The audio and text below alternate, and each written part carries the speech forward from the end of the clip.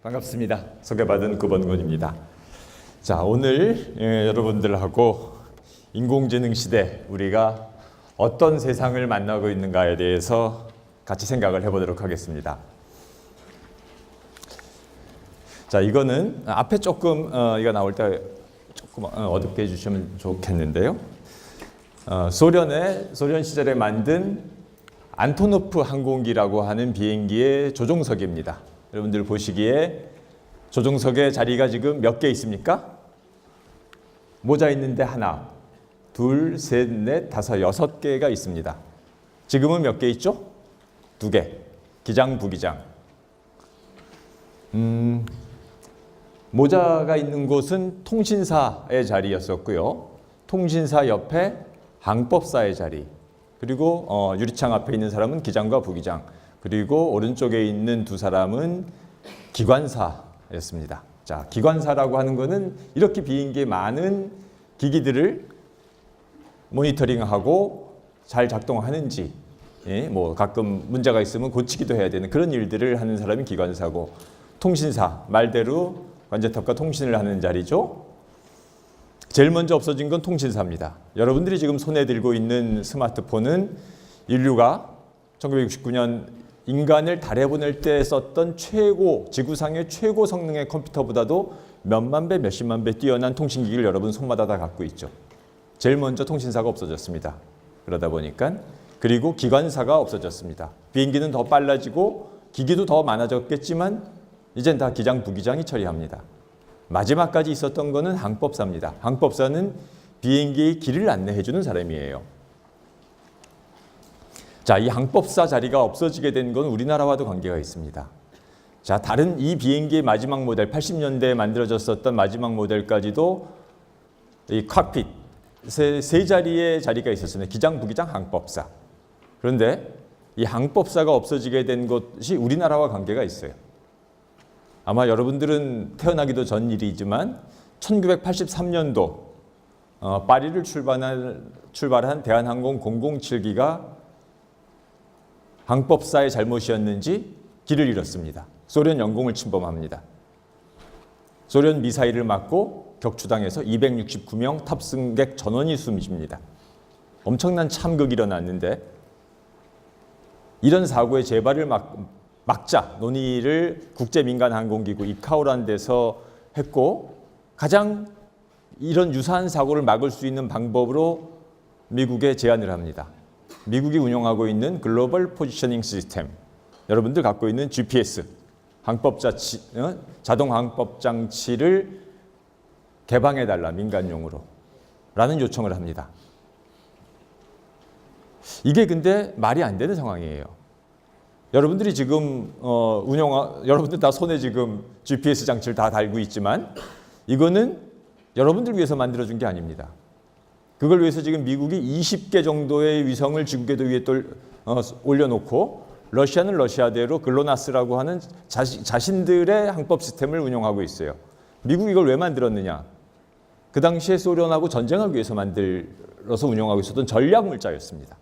소련은 소련대로 그래서 운영하고 있었던 거고, 이거를 우리 민간용으로 나 운전하게 개방해달라, 말이 안 되는 상황이죠. 그런데 그렇기 때문에 비행기마다 항법사가 타고 있었던 겁니다. 고도의 전문직이죠. 하늘에서 일하는 기장과 부기장과 함께. 그런데 미국 그 당시 레이건 대통령이 개방하기로 결정을 합니다. 어떻게? 군사용으로 쓸 수 없게 오차를 집어넣어서 이렇게 결정을 합니다. 그래서 이제 우리가 지금 다 더 이상 길치는 없는 세상에 우리가 살고 있는 겁니다. 덕분에 우리가 이렇게 편리한 세상을 살게 됐지만 전 세계에서 항법사라고 하는 직업도 동시에 사라졌습니다. 우리나라에도 이 당시 한 200명 있었고 전 세계적으로 몇천 명 있었죠. 하늘에서 일하는 최고의 전문직이었습니다. 자, 그 결정이 생기기 전까지 항법사들의 일은 무엇이었을까요? 내가 더 열심히 준비하고 열심히 공부해서 세계 최고 기량의 항법사가 되는 것, 자기 분야의 최고의 전문직을 갖는 그걸 유지하는 게 목표였었겠죠. 하지만 상상할 수 없었던 영역에서 백악관에서 그런 결정이 나옵니다. 나의 직업을, 나의 분야 자체를 바꿔버리는 겁니다. 비슷한 예로 자, 여러분들 주변에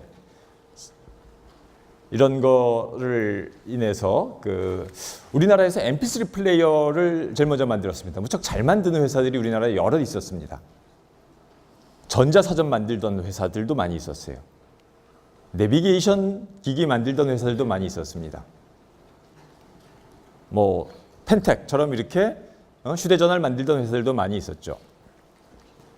자, 지금 다 어떻게 됐습니까? 다 망했거나 구조조정 당했거나 없어진 회사들이나 산업이 돼버렸습니다.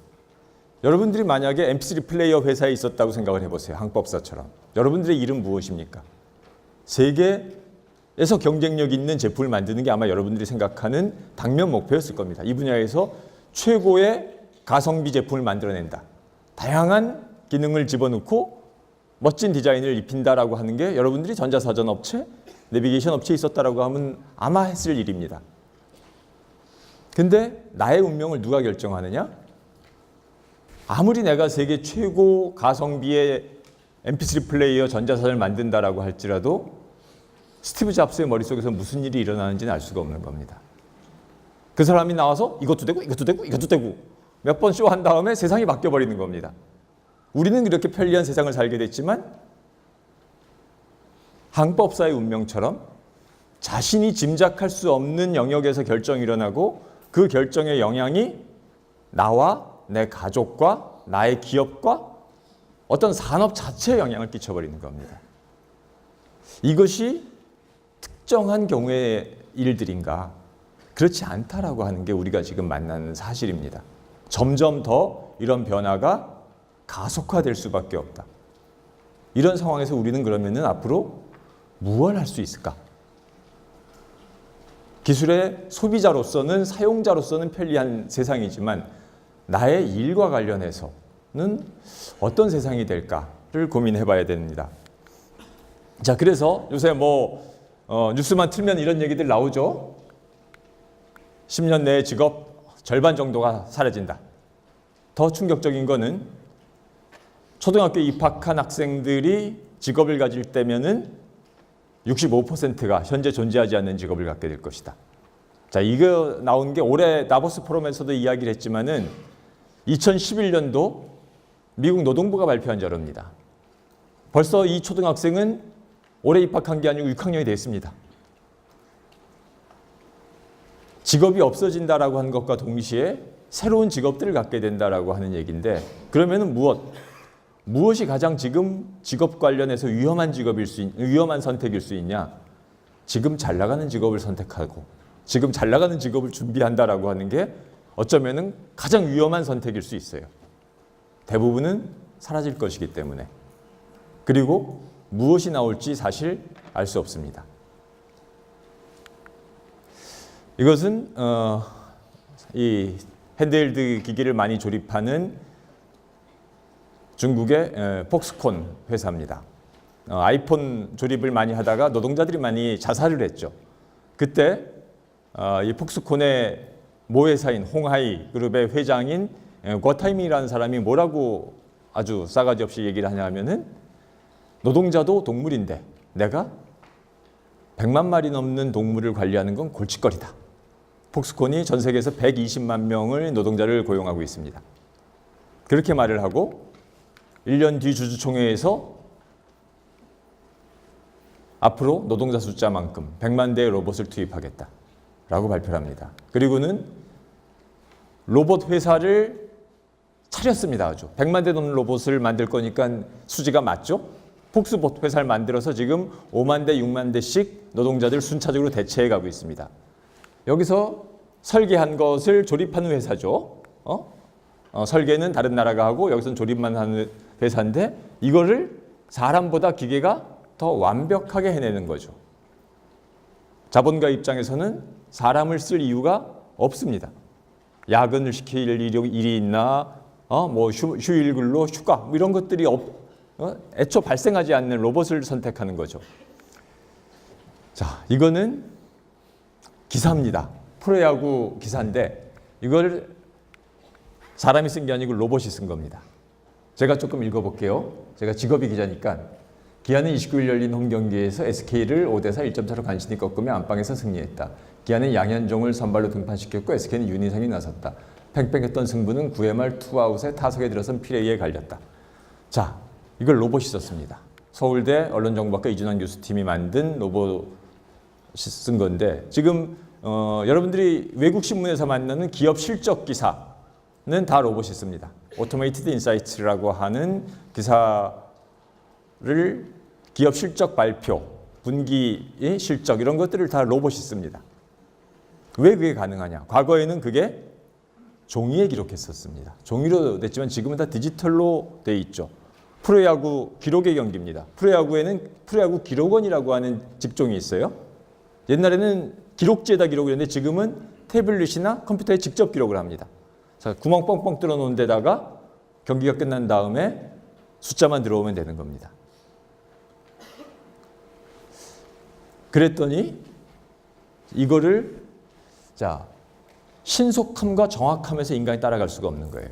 일반인들에게 이 기사를 보여주면서 누가 썼느냐, 이걸 사람이 썼겠나 기계가 썼겠나 질문을 했더니 일반인의 독자의 75%가 이걸 어떻게 기계가 써 사람이 썼지 라고 응답을 했고 기자들한테도 똑같은 걸 물어봤어요.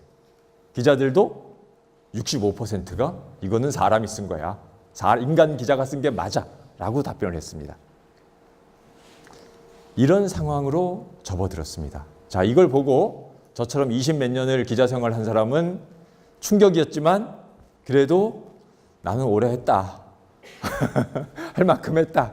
큰 여한이 없는데 3년 차, 5년 차 이 후배들, 청운의 꿈을 갖고 있는 우리 후배들은 멘붕에 빠진 겁니다.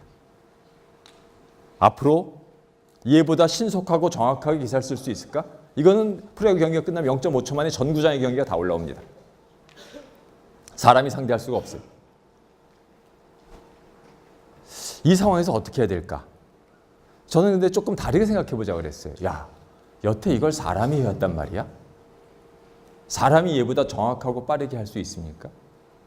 이건 마치 여러분들이 전자계산기를 써보면서 엑셀 프로그램을 돌려보면서 얘 계산 잘하는데? 나만큼 하는데? 나보다 조금 잘하는데? 이렇게 생각하는 거하고 마찬가지예요. 엑셀을 가지고 내가 어떻게 새로운 나의 일을 찾아낼까를 고민해야지 걔의 특정한 기능을 나의 영역과 비교하는 것은 의미가 없습니다. 그런 세상으로 우리가 가고 있습니다. 자, 의욕이 넘치는 식당에 가면 이런 메뉴판을 만납니다. 육회 6번이나 주고 동태는 살아있는 동태를 주고 진짜 곰탕을 줘요. 한국에 개봉하지 않은 영화들도 이렇게 자막 서비스가 됩니다. 아내를 잃어버리고 회한에 잠긴 사내가 나는 아내를 저장하지 못했습니다라고 이렇게 회한에 빠진 웃픈 자막을 서비스합니다. 자, 이게 근데 우리나라 말하고 영어만 지금 이 정도 수준입니다. 여러분들이 외국에 간다. 영어만 할 줄 아는데 그리스나 스페인이나 프랑스에 가게 된다. 그래도 고민할 필요가 없어요. 요새 앱 하나만 깔면은 다 영어로 바꿔줍니다. 공짜 앱, 워드렌즈, 폴리그로캠 이런 앱들을 하나 깔고 이거 스페인어인데 비추면은 영어로 그냥 다 바꿔줍니다. 식당 메뉴건 간판이건 무지무지 편리한 세상이에요. 자, 동시에 통번역 대학원에 가서 통번역사가 되겠다라고 생각해온 그 꿈을 가졌던 학생들은 이제 조금 다시 생각해봐야 됩니다. 이런 환경에서 나의 일자리는 무엇이 될 수 있을까? 우리는 사용자로 편리해졌지만 자, 이거는 의약품 안심 서비스라고 하는 건데요. 의약분업을 도입할 때 논리가 진료는 의사에게, 약은 약사에게, 약의 전문가인 약사가 약을 다시 한번 살펴봐야 된다라고 하는 게 의약분업의 논리였었습니다. 그런데 지금은 합법적인 진료를 받는 이상, 즉 건강보험공단의 서비스를 받는 이상 의사가 처방전을 내릴 때 이 환자가 무슨 약을 먹고 있는지 어떤 처방을 받고 있는지 다 체크됩니다. 그거를 인간 약사가 할 일이 사실은 없는 겁니다. 과거에는 환자분 무슨 약 들고 계세요? 이걸 같이 드시면 안 됩니다. 됩니다. 이런 것들을 판단해주고 어떤 약끼리 같이 써야 되는지 안 써야 되는지 이것들을 판단했습니다. 지금은 이런 컴퓨터 시스템이 다 골라줍니다. 그래서 고혈압 환자가 의사한테 말하지 않았는데도 어르신들 같은 경우에 아유 선생님은 고혈압 있어서 이 약 같이 못 드십니다라고 내가 말하지 않은 것까지 다 알고 있어요. 약사가 했던 일입니다. 자, 이 일을 미국 샌프란시스코 대학병원에서 조금 자동화해 봤어요. 의사가 처방전을 내리는 순간 로봇이 조제를 합니다. 아주 단순한 로봇이죠. 로봇이 조제를 하고 운반 로봇에 태워서 병실에 있는 환자에게 환자의 신원을 확인하고 줍니다. 그 로봇을 만들었습니다. 그랬더니 600만 건의 투약 건수 중에 에러율 제로.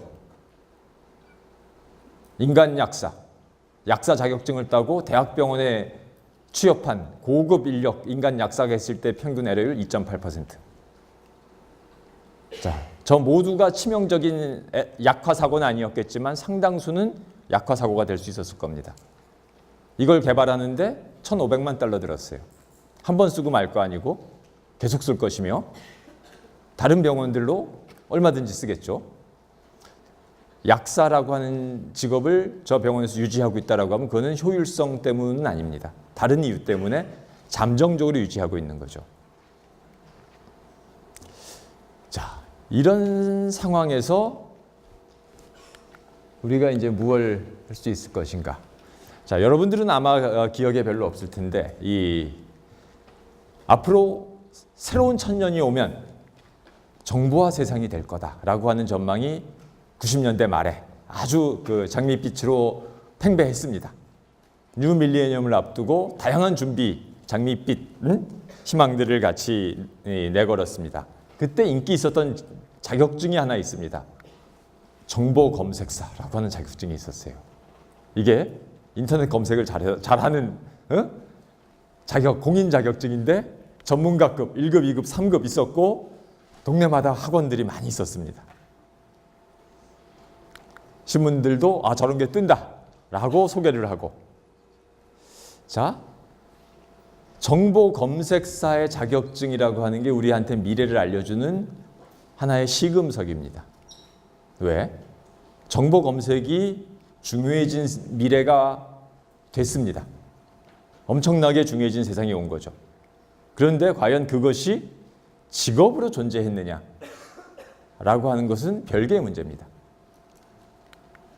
자, 정보 검색의 시기가 중요해진다라고 하는 걸 알고 준비한 구글, 네이버 뭐 이런 데들은 세계 최고, 국내 최고의 기업이 된 거죠.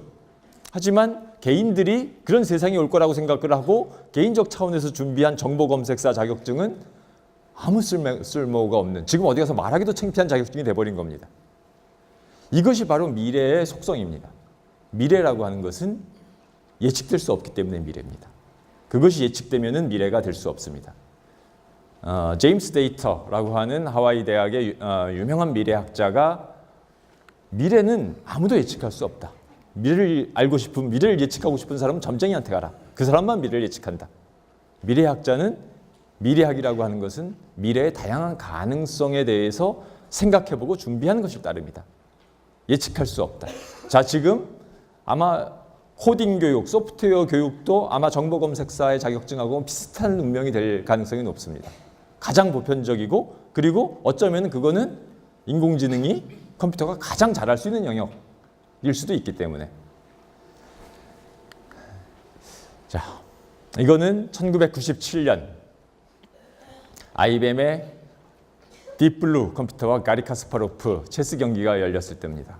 자, 이때의 승자는 IBM의 딥블루였습니다. 그래서 세계 체스 챔피언 가리 카스파로프가 저렇게 머리를 싸매고 있는데 이 경기 전에 96년도, 5년도, 4년도 계속 유사한 경기가 열렸습니다.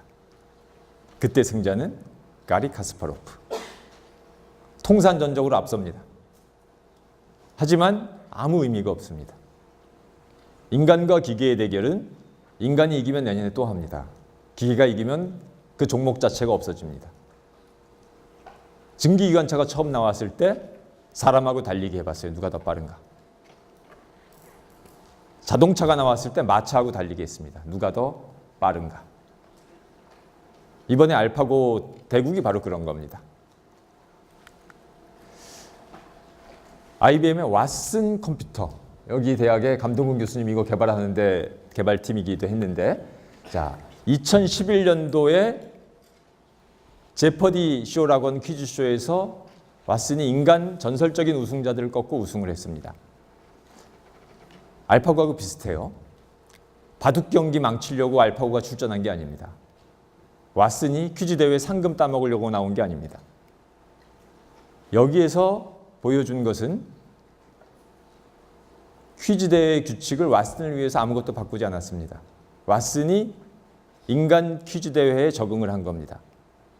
퀴즈 대회라고 하는 건 무엇이냐? 사람의 말을 자연어를 알아듣고 자연어로 답변하는 겁니다. 사람들이, 여러분들이 하게 될 일 대부분은 뭐냐? 상사의 요구, 고객의 요구를 알아듣고 동료의 요구를 알아듣고 동료와 상사와 고객이 원하는 답변을 내주는 겁니다. 그게 사람의 일입니다. 모든 서비스업의 본질입니다.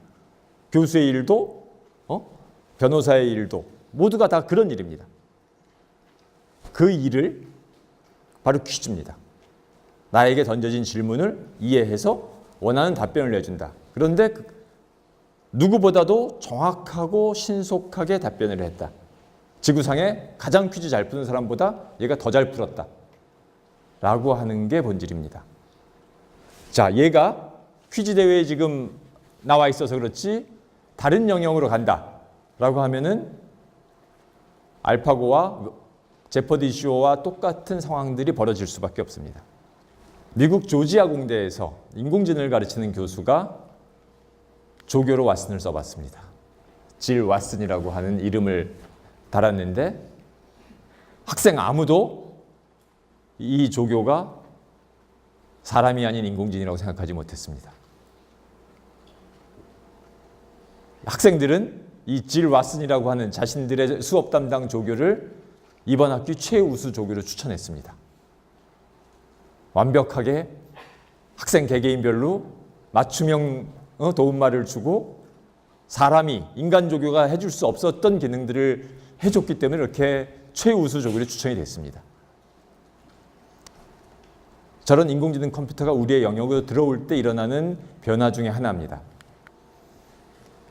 얼마 전에 일간신문에 일면 머릿 기사로 뜬 기사입니다. 컴퓨터, 인공지능, 법무 로봇이 로펌에 취직했다. 이것도 왓슨이 못합니다. 그랬더니 초당 10억 장의 문서를 읽는다. 자, 변호사들의 업무의 대부분은 법률 문서를 검토하는 겁니다. 이제 팀장 정도나 뭐 이상한 변호사들은 이제 전화 변론을 하기도 하지만은 변호사들의 업무는 기본 법률 문서를 읽어내는 겁니다. 인공지능을 시켰더니 초당 10억 장을 읽어내요. 아마 올해 연말쯤에 20억 장, 뭐 내년엔 100억 장 읽겠죠. 이게 어떻게 가능하냐? 옛날에는 법률 문서가 종이였었지만 지금은 다 디지털 데이터이기 때문에 프로그램만 세워주면 아까 프로야구 뉴스 로봇보다 조금 정교한 프로그램을 세우면 되는 거죠. 자, 그래서 지금 법률가들 중에 머리가 좀 빨리 돌아가는 사람들은 법률 프로그램을 만들고 있습니다. 자, 베르나르 베르베르 소설가가 오면 이제 우리나라 기자들이 이런 거 물어봐요. 로봇도 기사 쓴다는데, 소설 쓴다는데 당신은 뭘 해 먹고 살 겁니까? 피아니스트하고도 이제 배틀을 합니다. 알파고처럼. 또 요새 금융기관에 가면은 로봇 어드바이저, 로봇 펀드 매니저라 그래가지고 사람이 투자하는 시스템에 하지 말고 로봇이 투자하는 시스템에 투자하십시오. 이거 어떻게 보면은 인간이 자해행위를 하고 있는 거예요. 자신들의 일자리를 스스로 없애면서 인간 대신 로봇이 운용하는 것에 투자하십시오. 자, 이거는 3월 8일 알파고 대국이었습니다. 제가 이제 기자니까 이제 이때 3월 달에는 이걸 취재하느라고 현장에 계속 있었어요. 자, 이때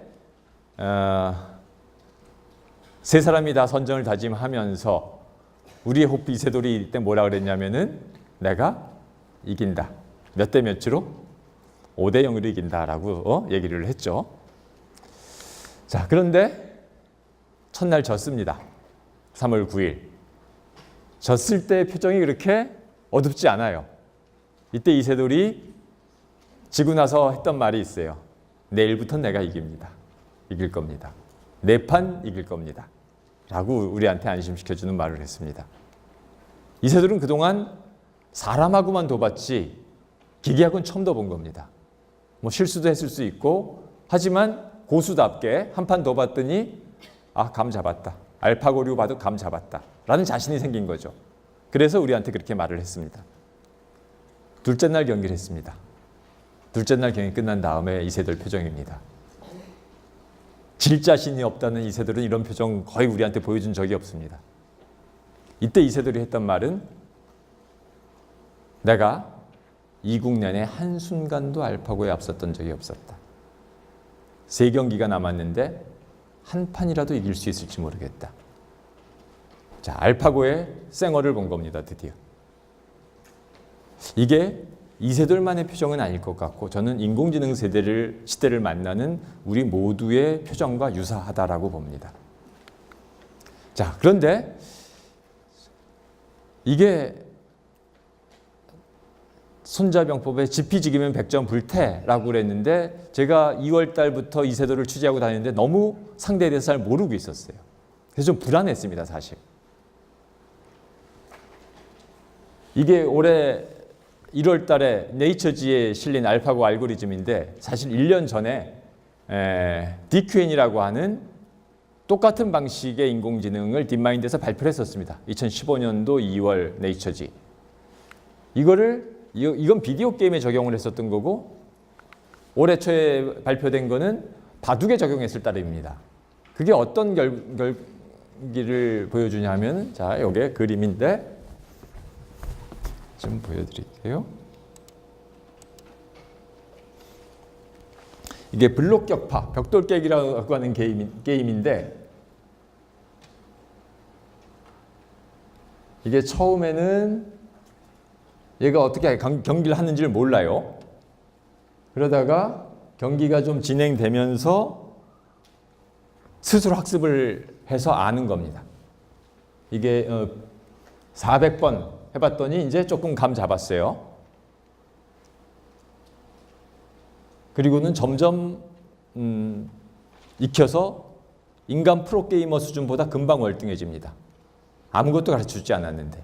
이게 unsupervised machine learning이라고 하는 건데 가르쳐주지 않았는데 그리고 나서는 자, 이런 게임을 해봤는지 모르지만 얘를 가장 효율적으로 하는 방법은 저 안으로 보내서 저렇게 보내는 스스로 깨게 하는 겁니다. 제가 저런 루트까지 혼자서 배워서 터득을 하는 겁니다. 자, 알파고에서 본 저런 심화 신경망 방식의 인공지능이 저런 기능을 갖고 있기 때문에 그렇습니다. 자, 왜 이런 일들이 일어나느냐? 이건 우리 지식의 단위가 변화하고 있기 때문에 그렇습니다. 브리테니커 백과사전, 인류 지식의 보고라고 말을 했습니다. 근데 인터넷 세상에서는 위키피디아가 더 방대하고 수록 어휘도 많다라는 지적을 이제 찬사를 받으면서 둘이 경쟁을 합니다. 야, 그래도 정확도는 브리테니커 백과사전, 거긴 전문가들이 참여하고 전문가들이 감수를 하기 때문에 높은 거 아니야 라는 지적이 있어서 네이처지에서 둘을 조사해 봤습니다. 어떤 방식으로 학술적인 방법으로 네이처지에서 조사를 했더니 놀랍게도 두 사전의 정확도가 비슷하게 나왔습니다. 충격이었습니다. 두 사전에서 비슷한 비율로 에러율이 생겼어요. 에러가 지적돼서 그게 네이처지에 실렸습니다. 2005년도에. 그런데 진짜 놀라운 변화는 네이처지의 그 논문이 발표된 그날 밤부터 생깁니다. 위키피디아의 오류라고 지적된 항목들이 그날 밤부터 고쳐지기 시작합니다. 브리테니커 백과사전은 더 이상 종이사전을 발행하지 않습니다. 그리고 위키피디아 방식으로 완전히 바꿔버립니다. 온라인 서비스로만. 위키피디아를 만든 지미 웨일스는 뭐라고 말하냐면은 위키피디아의 정확성 지적이 나올 때마다 자, 위키피디아를 여러분들 지식의 종점이라고 생각하지 마십시오. 위키피디아는 여러분들이 찾아가는 지식의 출발점일 따름입니다. 지식이라고 하는 것이 지속 변화하고 확장해 나가는 이런 속성에 맞는 게 이런 위키피디아예요. 근데 이제껏 우리가 배워오고 익혀왔던 지식들은 정형화된 모범 답안식의 지식이었습니다. 그렇게 되는 순간 낡아버리기 시작을 합니다. 그래서 하버드대 복잡계 물리학자 세뮤얼 아븐스만은 뭐라고 얘기를 하냐면 모든 지식은 유효기간을 가진 지식이다. 즉 지식에 반감기가 있다. 방사능물질만이 아니라 그 반감기가 근데 지금 어떻게 지속 감축되고 있다라고 하는 겁니다.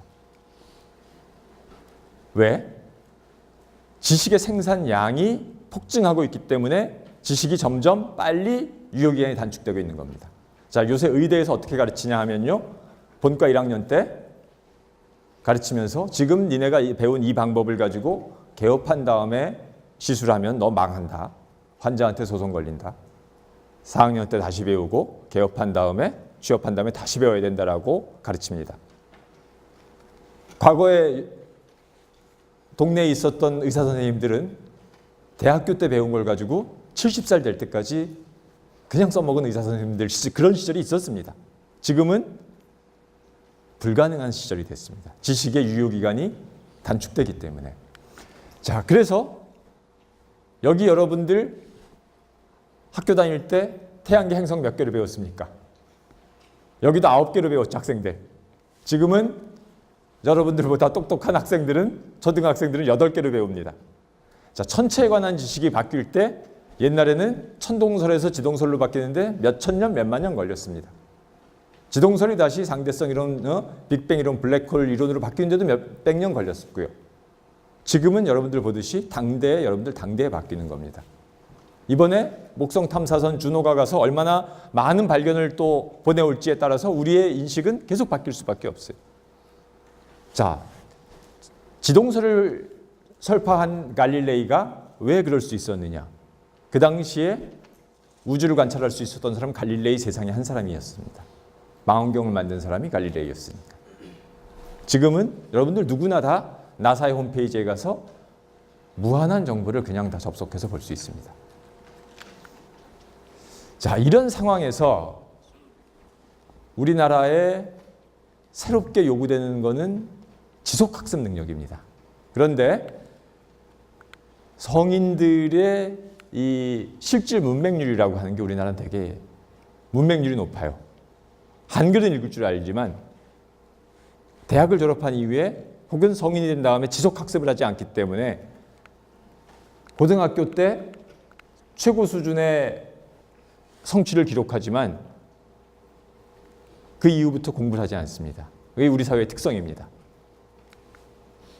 자, 피사라고 하는 국제 간 성적 비교하는 시험이 있어요. 거기에서 우리나라가 핀란드하고 같이 1등, 2등입니다. 핀란드가 1등 548점이고 우리가 547점 2등입니다.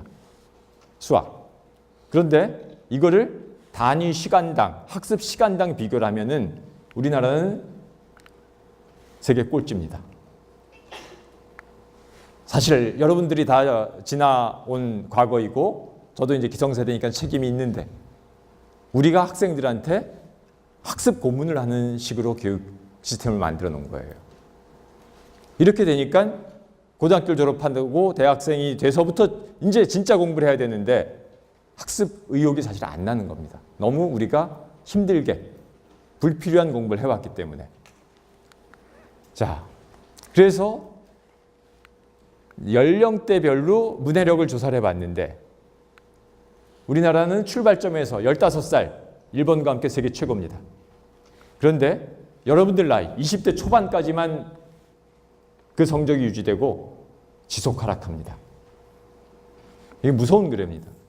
세상에 이런 그래프는 없어요. 20대, 30대에 인간의 문해력이 계속 성장하는 거거든요. 사회관계도 같고 직장도 같고 수능을 보기 위해서 우리가 인간의 뇌가 최적화된 게 아니기 때문에. 그런데 우리는 그렇게 돼 있어요. 사회 시스템을 그렇게 만들어 놓은 겁니다. 일본 같은 데는 40대 중반까지 지속학습을 합니다.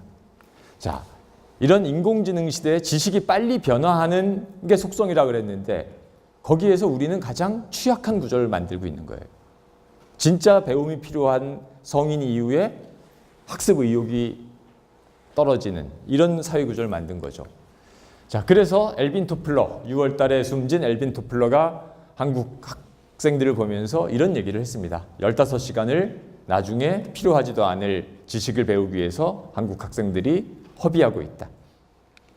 자, 21세기 진짜 중요한 능력은 문맹. 21세기 문맹은 글을 읽을 줄 모르는 게 아니라 새롭게 학습하고 또다시 학습하는 능력이 없는 사람이 문맹이다. 라고 이야기를 미래학자가 한 겁니다. 우리 사회가 아주 저기에 취약한 구조를 갖고 있는 거예요. 자, 이제 이게 제가 로봇 시대 인간의 일이라고 그랬는데 인간에게 일이라고 하는 것은 뭐 직업도 그렇지만은 우리가 로봇 자동화 시대에 인간의 일자리가 대부분 없어질 수 있다라고 하는 것 기본 전제를 해야 됩니다. 그런데 그 일을 우리가 없이 노동하지 않고 소득, 뭐 기본소득이라든지 다른 방법으로 생계를 할 수 있다라 그래도 그것이 해답이 되지 않습니다. 행복론을 연구하고 그리고 여가를 연구해온 사람들은 인간에게는 일이 필수적이다. 그 일이라고 하는 건 꼭 노동만을 말하는 건 아니고 자신이 뭔가 의미를 찾을 수 있는 일들을 말하는 거죠. 그리고 우리가 이제 필연적으로 여가가 늘어날 텐데 그 여가는 우리가 진짜로 하고 싶은 걸 하게 만들어주는 여가입니다. 여가는 가장 배우기 어려운 기술이라고 합니다. 시간이 주어진다라고 해서 여가를 즐길 수 있게 되지 않는다라고 말을 합니다. 자, 요것도 지나갈게요. 자, 이거 구글 무인은 아니고 지금 자율주행차인데 얘 경찰한테 걸렸는데 경찰한테 왜 걸렸을까? 얘 때문에 교통정체가 심하게 생겼습니다. 얘 뒤로 차량에 긴 행렬이 생겼어요. 그래서 교통경찰이 오토바이를 타고 정체를 해결하기 위해서 맨 앞으로 가봤더니 이 요상하게 생긴 차가 있어서 세워놓고 조사를 하는데 아무런 잘못도 발견할 수가 없었습니다.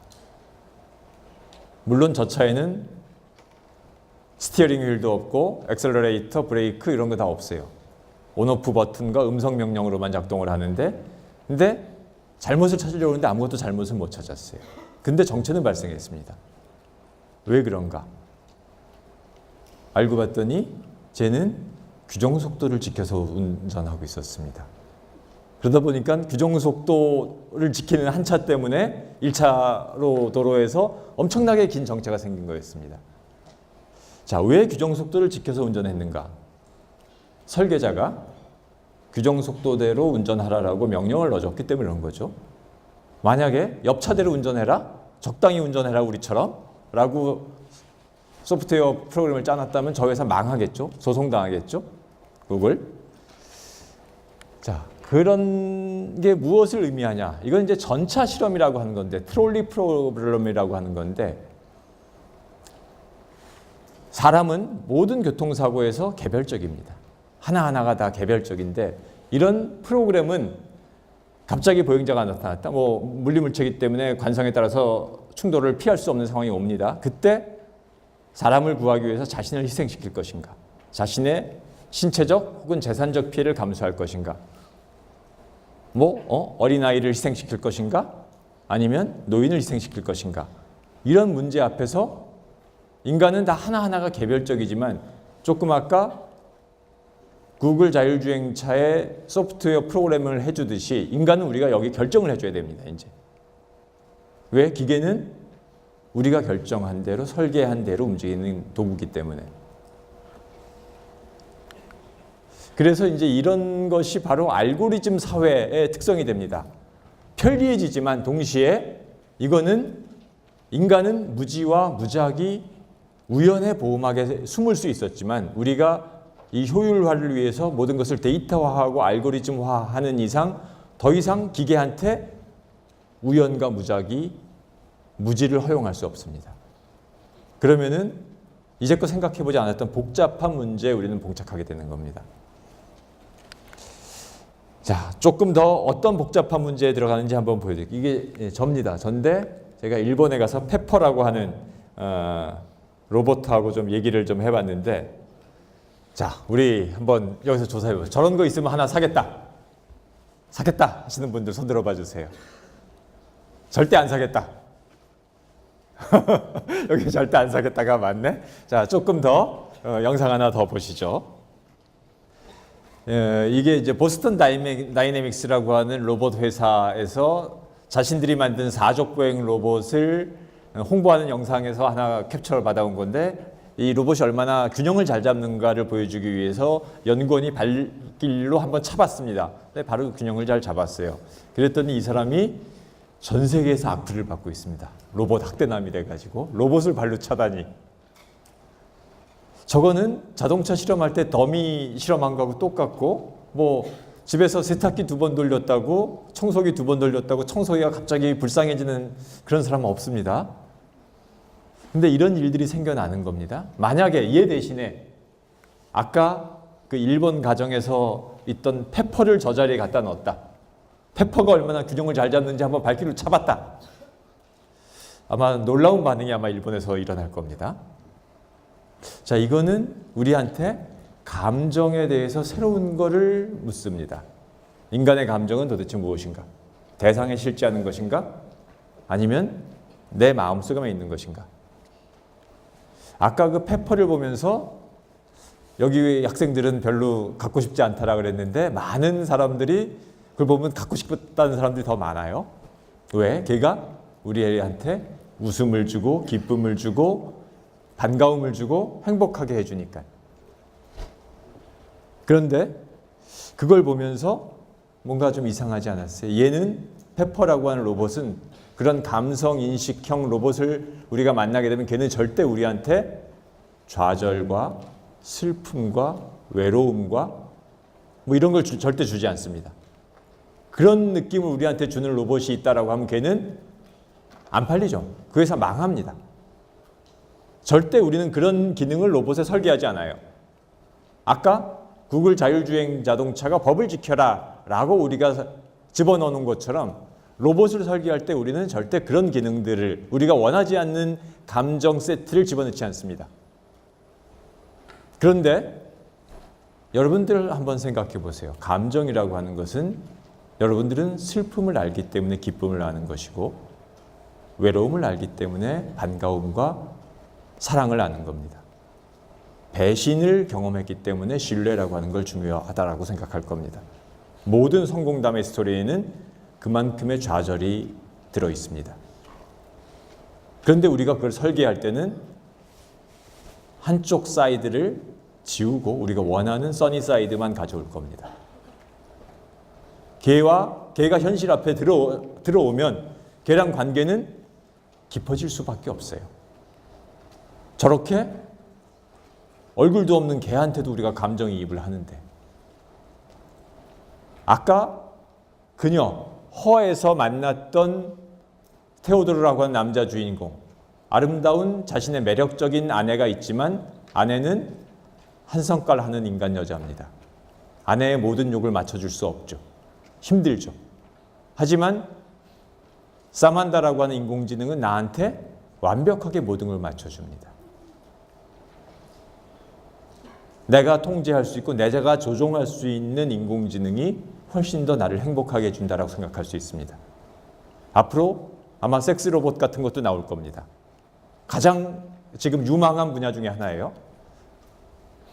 이런 것이 나오면은 상대라고 하는 것과 교감을 할 이유는 없는 거죠. 그냥 나의 필요만을 충족시켜주는 도구가 있는 것이고, 내가 100% 통제할 수 있는. 근데 가끔 실제 연인을 만나면은 내가 내 마음대로 다 통제가 안 됩니다. 그녀의 영화에 나왔던 사람이 꼭 영화 속의 사람만이 아닐 수 있는 세상을 우리가 만날 수 있습니다.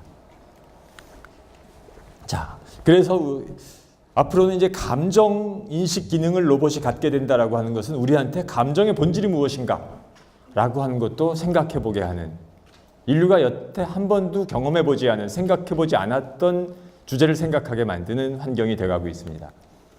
저는 이런 환경이 인류 존재사의 하나의 결정적 고비라고 생각합니다. 기계가 인간의 일을 대신하면서 인간의 일자리를 없애고 또 인간의 감정체계까지 들어오면서 우리가 인류가 한 번도 경험해보지 않았던 이런 감정적 반응을 하는 주체랑 또 삶을 살아야 됩니다. 인류가 한 번도 만나보지 않은 역사상 이런 상황이에요. 저는 인류가 역사상 언제 이런 또 존재 위기를 경험했을까 생각해보면 아마 역사상 빙하기 때 같은 때가 아마 또 그랬을 때 같아요. 빙하기 때 어떻게 우리가 살아남았나를 생각해봤더니 빙하기 때 여러 동물들이 같이 공존했습니다. 이런 털 매머드 같은 동물들도 같이 공존을 했어요. 근데 30만 년 전 빙하가 시작됐을 때 털 매머드 인간 다 살아남았습니다. 근데 3만 년 전 간빙기가 시작됐을 때 마지막 빙하기가 끝났을 때 인간은 더 번성하게 살아남았지만 털 매머드는 멸종했습니다. 왜?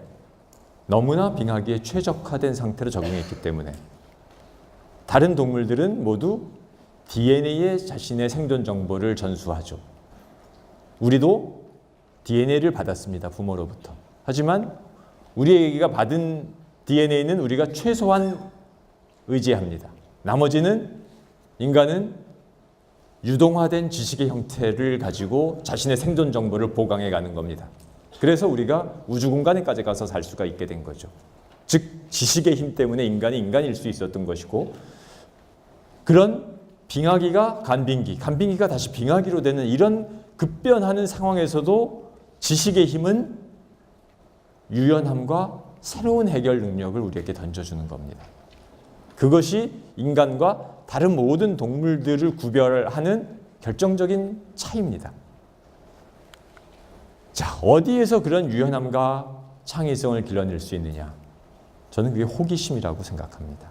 호기심, 물음표. 자, 소크라테스가 했다는 말, 너 자신을 알라라는 말의 원어는 네가 얼마나 무식한 줄 알아. 너의 무지를 알라라고 하는 겁니다. 자, 여러분들 공부하는데 가장 중요한 건 뭐냐? 공부에 가장 효과를 내는 거는 내가 뭘 모르는지를 발견하면 그때부터 공부가 일취월장하는 거예요. 내가 뭘 모르는지를 모르기 때문에 공부가 안 되는 거예요. 내가 뭘 모르는지를 아는 사람은 솔루션도 금방 찾아낼 수 있어요. 근데 우리는 내가 뭘 모르는지를 모른다고 생각을 하는 경우가 많아요. 그걸 발견할 줄 아는 사람은 엄청난 발견을 하는 겁니다. 무지의 발견. 유발 하라리가 쓴 사피엔스에서도 인류가 어떻게 비약적 발전을 하게 되느냐. 모르는 걸 모른다라고 말할 줄 아는 무지의 발견이 그 인지혁명의 시작이었다라고 말을 합니다. 어려운 겁니다. 무지의 발견이라고 하는 게. 자, 아인슈타인도 자신의 천재성을 물어볼 때마다 나는 호기심이 많을 따름이야. 모르는 게 있어야지, 모르는 지점을 발견해야지 거기에서 호기심이 생겨나는 거지, 호기심이 맨 땅에서 호기심을 가져라라고 해서 생겨나는 게 절대 아닙니다. 그런데 자, 인류 최초의 이야기 성서에서 인간을 어떤 존재를 규정하느냐? 신이 금기를 내렸는데 금기를 참지 못하고 호기심 때문에 자신의 운명을 망쳐버리는 존재로 규정합니다. 그리스의 신화, 신들이 자신들의 형상을 따라서 최초 인간 여성을 만들었습니다. 그게 판도라입니다. 지상에 내려보내면서 선물을 잔뜩 줘보내고 거기도 금기를 하나 주죠. 이건 하나 열어보지 마. 자, 종교와 신화에서 최초의 인간을 어떻게 규정하느냐? 호기심을 참지 못하는 존재다 라고 규정을 하는 겁니다. 인간, 우리가 이뤄놓은 모든 문명은 호기심 때문에 나온 겁니다. 물론 이 신화와 종교는 어떤 금기를 위해서 이런 호기심을 만들어 놨겠지만 우리가 이뤄놓은 모든 지식과 제도 다 호기심 때문에 만들어진 겁니다. 그것 때문에 우리는 스스로 파멸하기도 하고 또 엄청난 진전을 이루기도 하는 겁니다. 인간만 그 호기심을 갖고 있습니다. 자, 그런데 이 호기심은 다양성 호기심과 지적 호기심 두 가지. 다양성 호기심은 누구나 다 갖고 있는, 동물 갖고 있어야지 자신을 보호할 수 있으니까. 인간에게 있는 것은 지적 호기심. 이 지적 호기심이란 무엇이냐? 내가 알고 있는 두 가지 이상의 정보에서 뭔가 불일치가 생겨날 때, 심리학적 용어로 인지 부조화가 생겨나는 상황을 지적으로 해결할 때 이게 지적 호기심이 되는 겁니다. 이 인지 부조화는 우리에게 되게 심리적으로 버든을 많이 주죠. 피곤합니다. 반드시 그걸 해소해야만 됩니다. 거기에서 그 아이작 뉴턴입니다. 영국의 런던의 브리티시 라이브러리에 가면 중정에 저렇게 아이작 뉴턴의 동상이 거인으로 있어요. 도서관에 알맞는 조형물인데, 자, 애플의 처음 로고가 이거였습니다. 스티브 잡스가 사과를 좋아해서 애플이라고 이름을 지은 게 아니라 뉴턴의 사고를 좋아해서 애플로 이름을 지은 겁니다. 자, 뉴턴이 사과나무 밑에서 책을 읽고 있습니다. 만유인력의 법칙을 어떻게 설명하느냐. 자, 뉴턴이 캠브리지의 피신에 있으면서 발견한 것은 사과나무가 떨어지는 걸 보고, 사과가 떨어진 걸 보고 모든 무게를 가진 것들은 떨어진다 라고 하는 것을 여러분들처럼 똑같이 발견했습니다. 그런데 하늘을 봤더니 저기 있는 달도 천체도 무게가 있게 생겼는데 쟤는 매달려 있네. 자, 여기에서 인지 부조화가 생겨나는 겁니다. 내가 알고 있는 두 가지 사이에서 불일치가 생겨납니다. 그때 우리는 인지 부조화를 해소하기 위해서 다양한 장치를 가동하죠. 저거 날 때부터 그랬대. 저거 우리 교주님이, 목사님이 그랬대. 신이 저렇게 만들었다 그랬다. 별 쓸데없는 것에 관심을 갖는다. 우리는 다양하게 인지 부조화를 해결하기 위한 심리적 기제를 작동시키는 겁니다.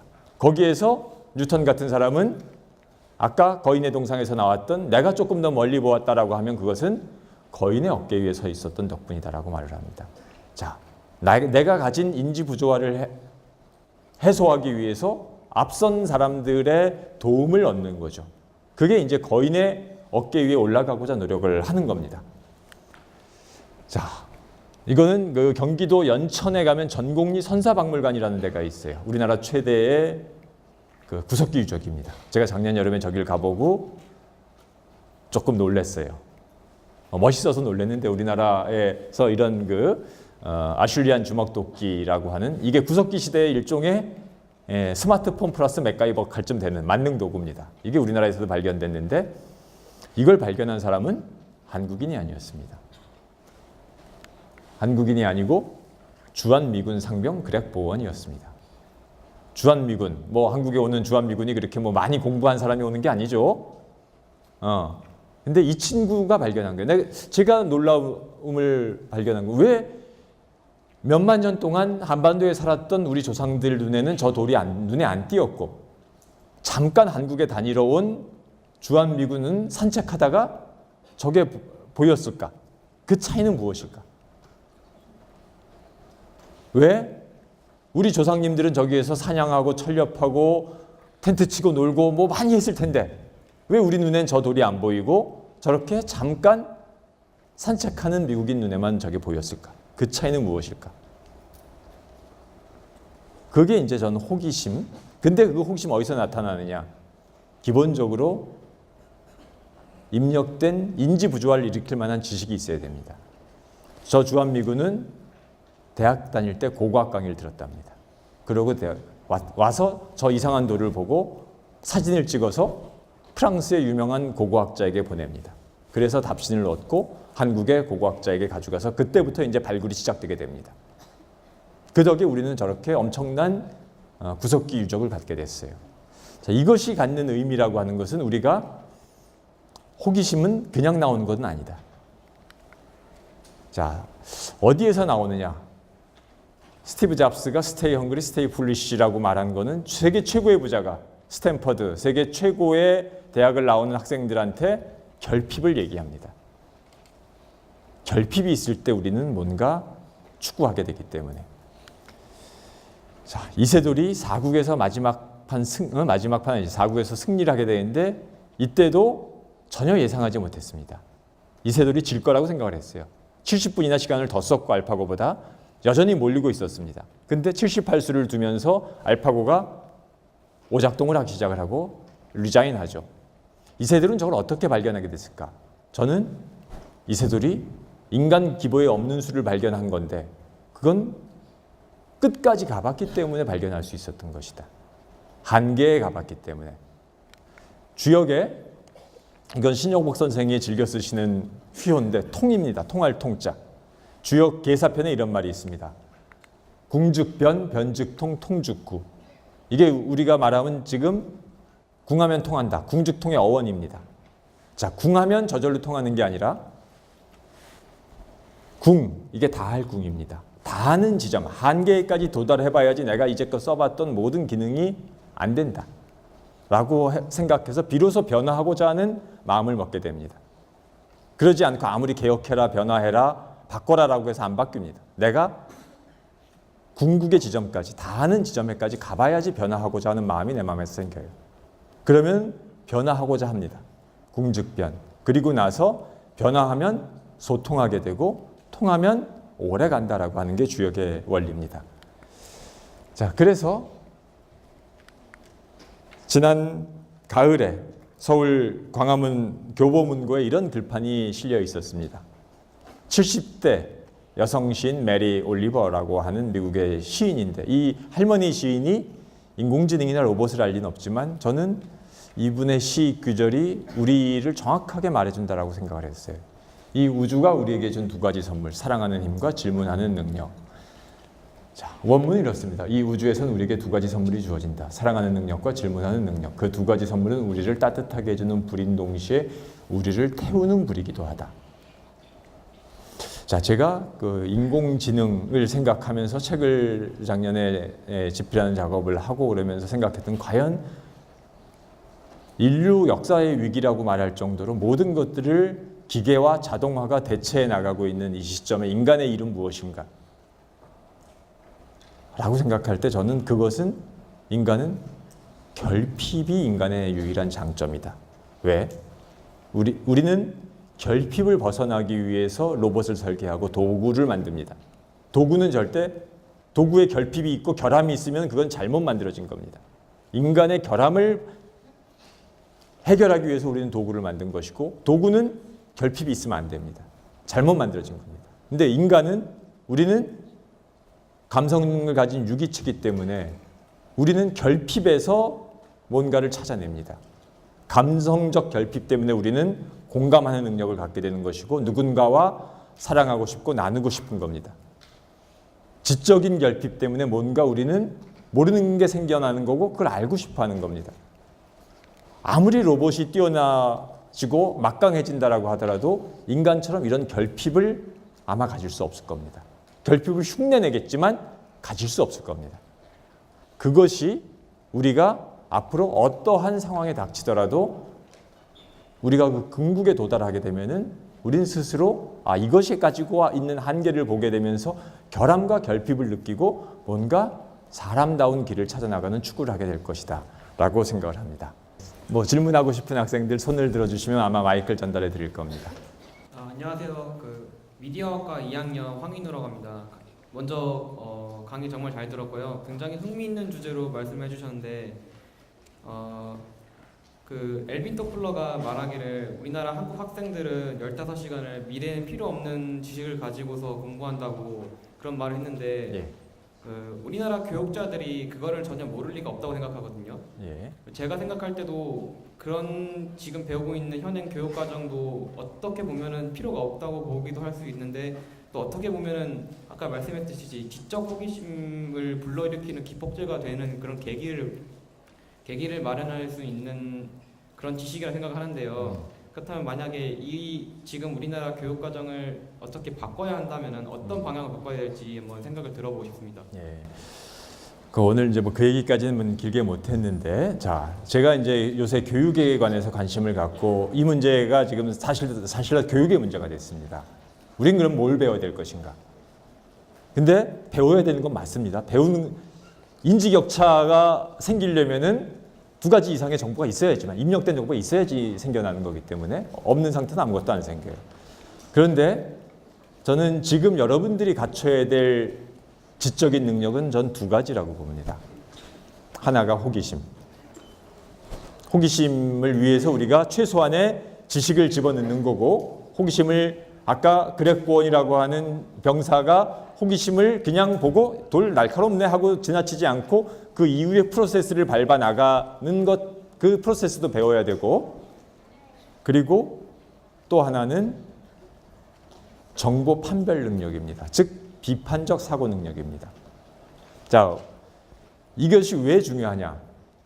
앞으로는 모든 정보를 우리가 다 이미 그렇게 됐죠. 다 손에 쥐고 있습니다. 이런 얘기가 있어요. 미국의 게시판 사이트 레딧이라고 하는데 올라온 질문입니다. 1950년대에서 60년이 지난 지금 2010년대로 시간 여행을 왔다면 무엇이 가장 이해되지 않을까? 현대인들의. 거기에 주목을 끈 질문이 두 가지입니다. 하나가 영국 여왕이 아직도 엘리자베스 2세다 라고 하는 거하고, 또 하나는 답변 중에 사람들은 인류가 쌓아놓은 모든 지식에 접근할 수 있는 기기를 사람마다 손에 들고 주머니 속에 갖고 있다. 그걸 가지고 무엇에 쓰는가? 고양이 사진을 보는 것과 모르는 사람과 싸움질하는 데 쓴다 라고 했습니다. 전혀 이해되지 않을 상황입니다. 왜?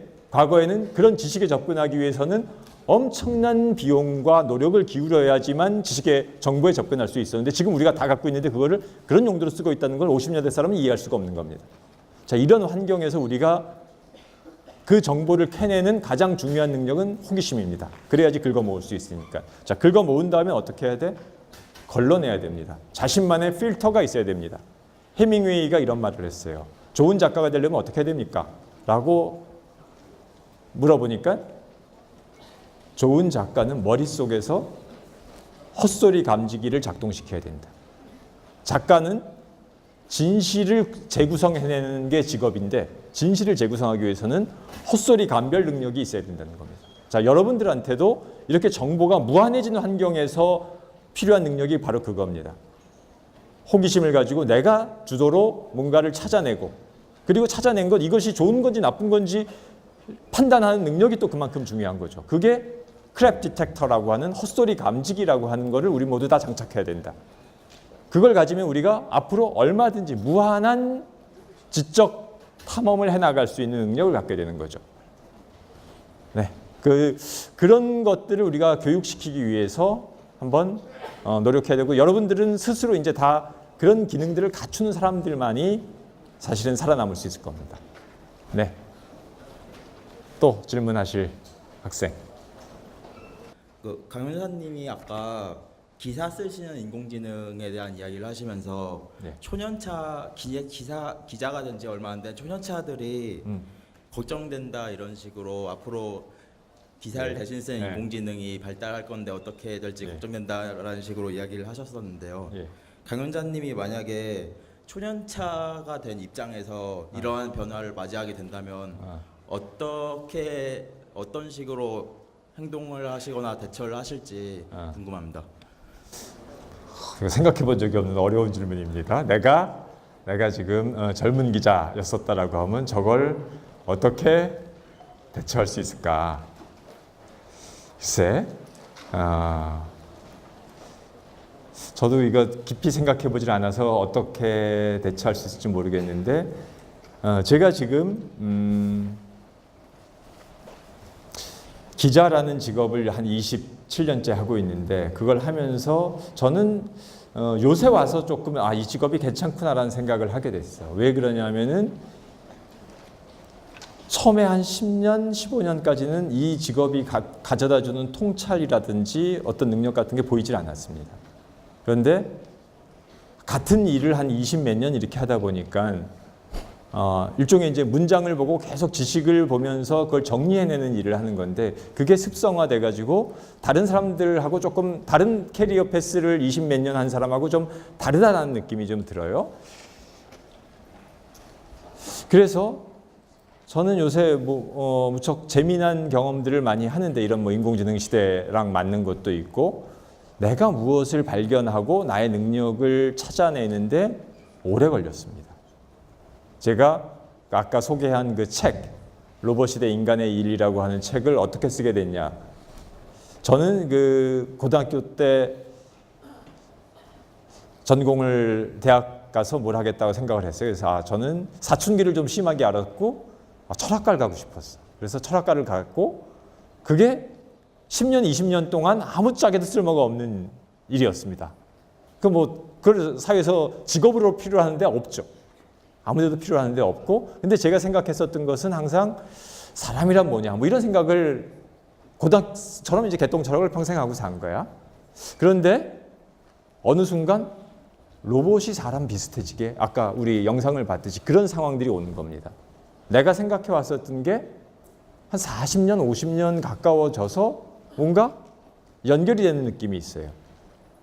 여러분들이 아마 살아가게 될 인생은 여러분들 아마 평균 수명 다 한 110세 이 정도 살걸? 110세, 120세는 아마 기본 갈 겁니다. 그러면은 여러분들이 직업 생활을 하는 건 아마 한 80세 정도까지는 아마 직업 생활을 해야 될지 몰라. 뭔가 일을 가져야 될 거야. 그러자면은 그 목표라고 하는 거를 눈앞에 3년 뒤, 5년 뒤로 볼 게 아니라 여러분들이 내가 만족한 인생을 살았다라고 판단하는 시점이 나이 75세, 나이 80세 이때쯤에 목표가 있다라고 하면은 지금 내가 힘들게 생각하는 건 내가 뭔가 비용이라고 생각하는 이런 것들을 조금 관점을 달리할 수 있습니다. 우리가 가장 크게 실패하는 것들 중에 너무 목표를 눈앞에 설정할 때 안 맞습니다. 그래서 제가 만약에 젊은 기자였었다라고 하면 고민을 하겠죠, 일단. 고민을 하는 거고, 제가 여러분들한테 드리고자 하는 질문이나 얘기도 사실 중요한 문제는 답이 없습니다. 그리고 이제 여러분들이 대학생이고 뭐 더 공부할 사람들도 있지만 기본적으로 이제 대학생이 되면서부터는 내가 무엇을 할지를 찾아야 되는 건데 그건 문제의 발견입니다. 자, 지금 뭐든지 문제가 있으면은 그건 다 답이 있는 문제는 다 기계한테 맡기면 되는 거예요. 왓슨한테 물어보고 시키면 됩니다. 인간이 할 수 있는 가장 중요한 일들은 답이 없는 문제를 끌어안는 겁니다. 여러분들은 다 그게 어느 영역에서든지 자기가 생각하는 답이 없는 문제가 그게 클수록, 그게 오래 걸리는 문제일수록 거기서 뭔가 얻을 게 많은 겁니다. 그래서 뭐 지금 여러분들이 110살, 120살까지 산다고 생각을 하고 답이 없는 문제가 클수록 목표가 더 멀리 가 있을 수 있다. 저는 지금 하신 질문에 대해서 답이 될지 모르겠지만 저는 그렇게 생각한다고 말씀드리고 싶습니다. 네, 고맙습니다.